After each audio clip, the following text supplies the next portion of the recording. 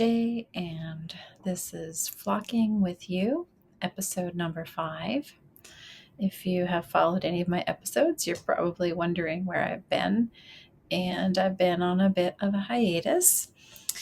Life just happened and got in the way, and I did not have time to share, but I decided to slow down and open up about some things. Okay, so you can find me on YouTube, Flocking with You, or you could find me on Instagram, and you can also find me on Ravelry, and it's all Flocking with You. So some things that have happened since I was online last was I went to YarnCentric, which is a pre-festival yarn event that is in Frederick, Maryland, and it was really quite lovely. I went to their evening affair, and they had Aimée there, and she did a presentation and video of her dyeing studio, and then there was a meet and greet session, and then there was a marketplace for yarn vendors, and a lot of people that can't get into Maryland sheep and wool have made their way to this yarn event, and it's quite lovely. And so if you have the opportunity, I think it's almost always going to be the same weekend as Maryland Sheep and Wool, on the Friday before Maryland Sheep and Wool. The host of that event, by the way, is 29 Bridges Yarn, and it's a really nice venue. It's indoor. The facility is big enough. There's room in the booths to look, and it was very nice. Also, the week of Maryland Sheep and Wool, I attended a class for the first time, and the class that I was going to take, I think it had something to do with knitting math. The instructor could not make it, and so they offered me a refund or the opportunity to take another class. And so I just thought I would go out on a limb and try something, and I took a dyeing class. I told my friends at work that I was taking a dyeing class, and they asked if I wanted to try retiring first. But so obviously it was dye as in color, and it was really interesting. I think the class itself could have been a little more organized. The instructor seemed maybe frazzled or tired, road weary, coming in from out of town and whatnot. But the class was good, and I learned a lot about dyes and how to do dye recipes, so that you can have repeatable results. Hey, editing MJ here. I just wanted to show you the yarn that we dyed in class. And so different tables dyed different colors, and my table dyed these palest blues here and these palest pinks. And that was what I did instead of work one day during Maryland Sheep and Wool. All right, thank you. Back to the show. What else did I do? Okay, I traveled a little bit. I went to Phoenix for work. I did not see any yarn stores in Phoenix. Not that there aren't any. I just didn't get to any because I was downtown at their convention center, and it wasn't exactly convenient for me to go out looking and doing tourism. And then from there, I went to Minnesota and visited my mom. I wanted to do some recording with her, but we just didn't. We didn't have that much time together, and I don't know. We just hung out, watched TV, watched some BritBox and whatnot, and we did some quilting. So I had a nice time visiting her. But one of the things I did do in Minnesota was I took a class at the Minnesota Weavers Guild, downtown Minneapolis, and that was really nice. Their studio is really nice. And my class that I took was spinning, making yarn, because I wanted to make my slow fashion even slower. And it was on this little purple electric spinner called the Electric Eel, and it was good. I did very, very teeny bit of spinning at Maryland Sheep and Wool, and I did buy a electric spinning wheel at Maryland Sheep and Wool, which is what made me want to take this class so that I could learn more about the craft and about drafting, how you pull the yarn, how you pull the roving, and different types of roving and spinning and how to ply and whatnot. So this class didn't go into all of that. It was pretty much like, here's the electric machine and here's the roving, and get it started and just try it. And then she came along and gave everybody, help on how to do it better. I felt like the little electric eel spinning e-spinner was a little fussy, in that sometimes it was more about troubleshooting that than it was about troubleshooting my method. So I'm hoping that when I actually do spin on my new e-spinner, that I won't experience those kind of problems. But I am obviously a super brand new beginner, and don't expect to, just make perfect yarn to begin with. So I think that was like kind of maybe April through June in a nutshell. And I can tell you about a couple finished objects. One of them was a work in progress, a whip, in my previous episode. And so I'll just grab that right here. It's the coloring book Raglan Tea by Aimée. And here it is. So, and I talked about the yarn last time, yin and yang, and then this was the color that I ended up going with for my little contrast trim. It's a tonal. It's red and pink, and I think it goes well with the little bit of burgundy that's in there, if you can kind of see that. So I'm not going to try it on. It's 100 degrees today. So I will insert a picture. I went to, actually I didn't have this when we went and did the cherry blossoms.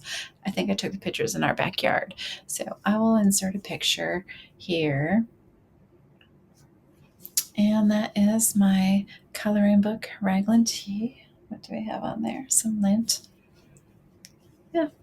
And I think if I were to make this again, I think I personally would like my raglan not as long, and then add more stitches in the underarm to make sure the sleeves are big enough, because I feel like this part hangs down too low. Like, I like my sleeve, I like to have arms. Like, I don't want this big, droopy armpit thing going on in my shirts. So that would be the only change that I would make. And I think maybe if I had tried it on more while I was knitting it,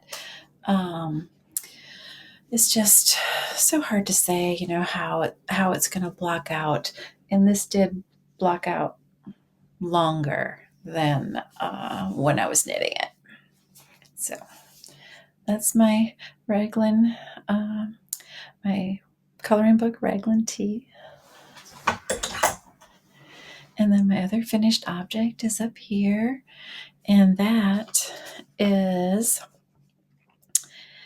a Papardis scarf I think I'm the only project on Ravelry. I saw it. I don't know how I saw it, but considering mine's the only project, and you can't buy the pattern on Ravelry, which is probably another downer for the pattern itself. But the pattern is not that expensive, and there is a website that you can link to from Ravelry. And I am not going to try and pronounce the pattern designer's name because I will just ruin it. I think her first name might be Indre, and I will insert it on screen so that you can see it.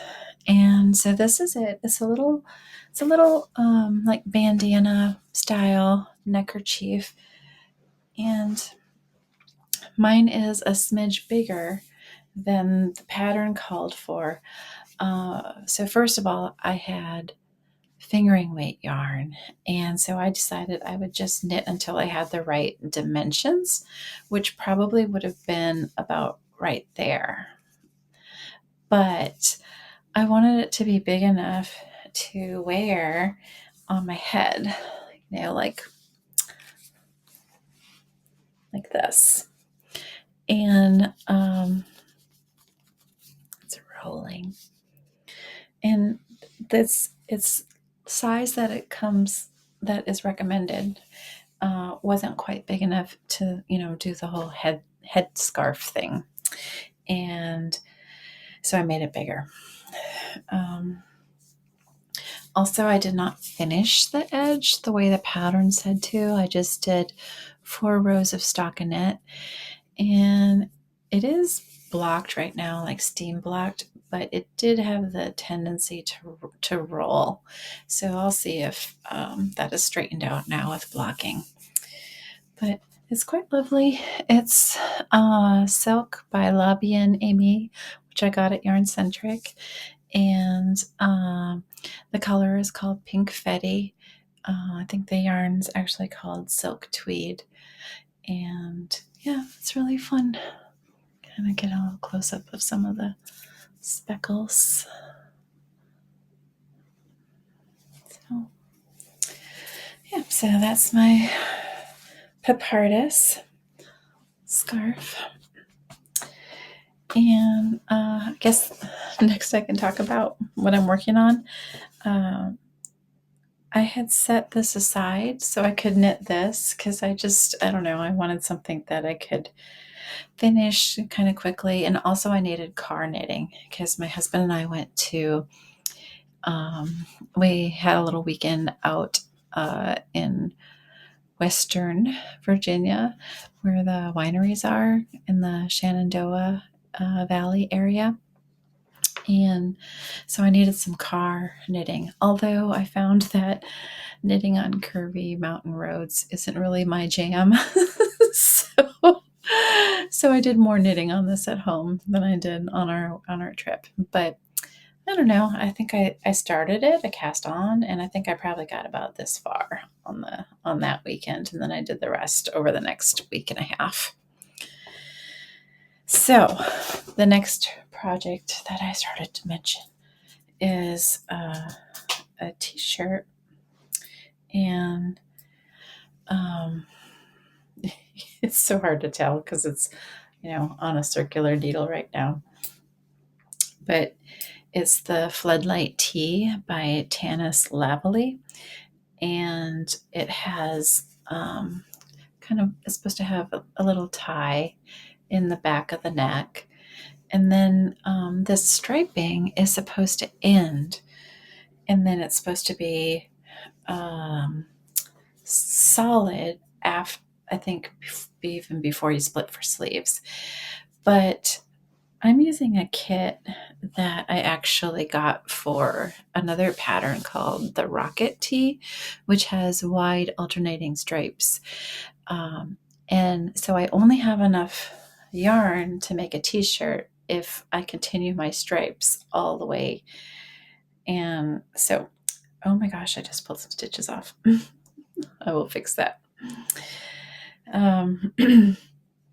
Anyway, this pattern is pretty easy. It's my second one. The first one that I made, I did not like the colors on me. And I actually ended up bringing that to the yarn store that I bought the yarn at. And I asked them if they wanted a store sample. And I don't know what most yarn stores do for people who knit samples for them, but I did not have the courage, I guess, to say, hey, if I buy some yarn today, would you be willing to give me a small discount on that? Because not only did I give them a full sweater that I made but I also paid full price for the yarn that I bought in their store, like, a few months, probably like 7 months before. Anyway, actually, it's probably more like a year and a half before. Pandemic time warp thing. Time just kind of stood still for a while, even though it really didn't. So I guess I didn't really, think to ask or have the courage to ask for a discount. And so I just gave them my sweater. And then I thought about it and I was like, man, I just bought some yarn there too. You think that they would have at least maybe offered. And I was working with this, I was talking to the yarn store owner. So I guess I will have to advocate for myself if I do this again, if I ever decide to be that generous with my time. I went to another yarn store in the Minneapolis area after that, and I talked to her about her samples and like who knits them for her. And I learned that she not only gives them a discount on the yarn, but she gives them the yarn for the sample and pays them like 15 cents a yard to actually do the knitting. And and if that tells you how low paid knitters are, but it's better than doing it for free. So, and then they get like a discount on everything in her store. And I thought that her program for sample knitters was quite generous. So, anyway, so this is that t-shirt. And like I said, I put it aside so I could, work on that, this scarf. And I don't know, I guess I'll pick it back up again. The mohair, the yarn itself is like I said, a kit, and this is a slub yarn and a mohair, and they're both by Emma's Yarn. I really don't know what the colors are. Sorry. Anyway, it's nice, and I will get back to that. But I have another whip that I am more actively working on, and it's a knit along that I paid for because I paid $12, and they had a Zoom party and a whole bunch of fun stuff. Only I ridiculously did not look at all of the information about it because I thought it was July 4th, but it was July 3rd. I had to work, so I missed it all. So I paid $12 for a pattern. It's a long story short. But I like the pattern, and I tried to do 100% stash dive to make it. And so I was almost successful. I don't know. I had to buy one color, I think, because it has two contrasting colors. And so this is the next pattern. It's called Spill the Tea, and it's by Marie Green Olive Knits. And I guess she's done this knit along for an annual knit along for the last couple of years, and that they all have fun doing it. I'm really sad to have missed it this year. I guess I'll have to pay better attention if I want to do it again and actually take the day off of work or something, so I can partake in Zoom fun and whatnot as well. So here's kind of a close-up And so these colors here, I had to buy one color. So I'll show you my colors. So this is the one that I bought. It's Ella Ray Cash Merino Sport. And so that is one color. And then I had some Ba Aspen. What is it? Merino Silk and Cashmere. So this is also, so these two are going to make up the stripes, and you can barely see, barely see some blue in there. And then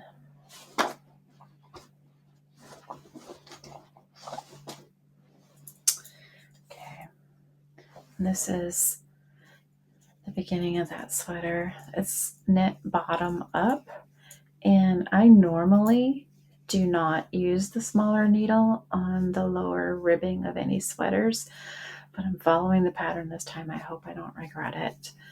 I put it on a try it on tubing, pony cord, whatever you want to call it, plastic cord, and made sure that it went over my hips. It's quite a bit smaller than my coloring book raglan tee, which has, I think, about 10 inches of positive ease, which means that if you pulled it tight and pinched it off the side of my body, it's about 10 inches bigger than I am. And so obviously if it was negative ease, then that would mean it's smaller than me. And when put it on, it gets stretched out. So this one should be maybe, I know I'm holding it out, it's like bigger than my shoulders, but it should be maybe about an inch or so bigger than my hips at the bottom. And take on it. I just keep pulling stitches off my needles. I had needle protectors or tip protectors. I don't know what you want to call those things. Stitch protectors? Stitch keepers? Anyway, I had some on it, but they came off.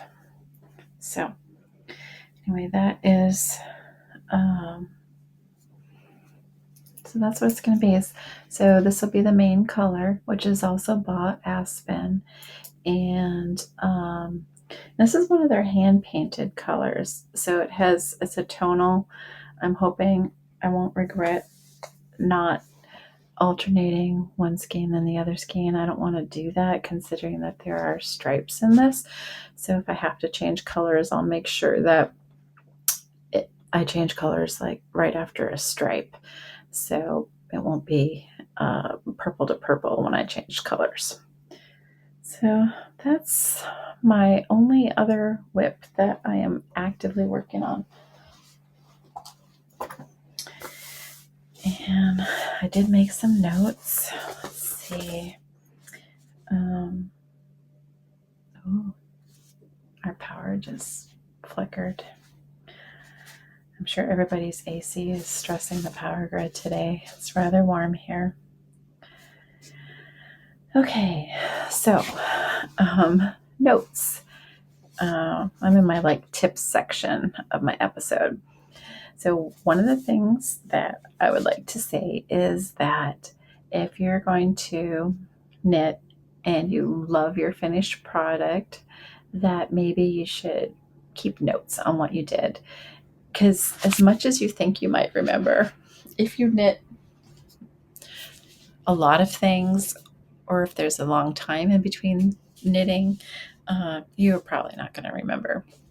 Especially if it was like, gee, did I use a 3.25 millimeter needle or a 3.5 millimeter needle? And so I'm saying this because the first floodlight tee that I made, I wondered if I had gone down a needle size, and I couldn't remember. And so I am just knitting it to pattern, but I feel like I had to go down a needle size. But because I didn't keep that level of detail in my notes. I just don't know for sure. So I am going to do better. Another thing that I noticed is sometimes the measurements on a pattern are really close. Like, did I knit the 40-inch or the 42-inch bust? So did I knit a size 4? Did I knit a size 5? And if my gauge wasn't 100% perfect, I can't just measure my sweater and say, oh, I knit the size 4, because I might have had a slightly larger gauge and it might have turned out more like a size 5.